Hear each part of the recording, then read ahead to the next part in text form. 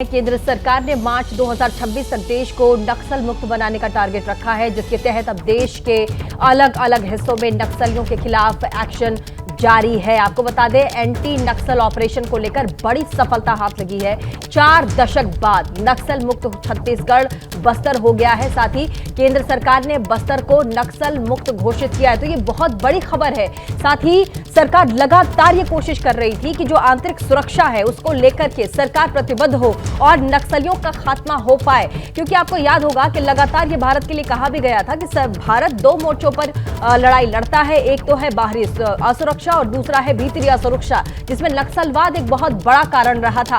और ऐसे में देखिए, एक बड़ी खबर हम आपको बता दें, 4 दशक के बाद नक्सल मुक्त छत्तीसगढ़ का बस्तर हुआ है। ये वो इलाका है जहां पर ये नक्सलियों का गढ़ माना जाता रहा था। हमारे साथ पवन फोन लाइन पर संवाददाता जुड़ गए हैं। पवन, ये तो बहुत बड़ी खबर है और ये खुशखबरी है कि इतने दशकों के बाद, तकरीबन 4 दशक के बाद, छत्तीसगढ़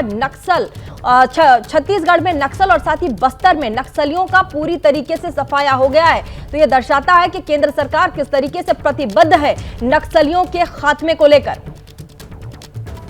देखिए, जाहिर तौर पर जिस तरह से लगातार गृह मंत्री अमित शाह जो है अपनी बातों में बार बार कहते हैं कि उन्होंने 2026 मार्च तक का समय रखा है पूरे देश को नक्सल प्रभावित की सूची से बाहर निकालने के लिए। इसलिए लगातार आपने देखा, सुरक्षा बल लगातार अभियान चल रहे हैं। पिछले 1 महीने के अंदर कई सारे बड़े जो नक्सली कमांडर हैं उनको भी मार गिराया सुरक्षा बलों ने। तो ऐसे में लगातार जो है बस्तर को लेकर भी लगातार कॉम्बिंग जारी थी केंद्र सरकार के द्वारा। और जब कई सारे नक्सली कमांडरों को मारने के बाद में तकरीबन 1 हफ्ते बाद में अब जो केंद्र सरकार है, गृह मंत्रालय ने, उसने जो बस्तर है छत्तीसगढ़ का, उसको नक्सली प्रभावित इलाके की सूची से बाहर कर दिया है। तो ये अपने आप में बहुत बड़ी खबर है। 80 के दशक से लगातार छत्तीसगढ़ में जो है वो नक्सल प्रभावित राज्य की सूची में आया था। लगातार वहां नक्सली हिंसा। बिल्कुल पवन, देखिए यही कारण भी रहा है कि ये जो इलाके हैं बस्तर या इसके आसपास का जो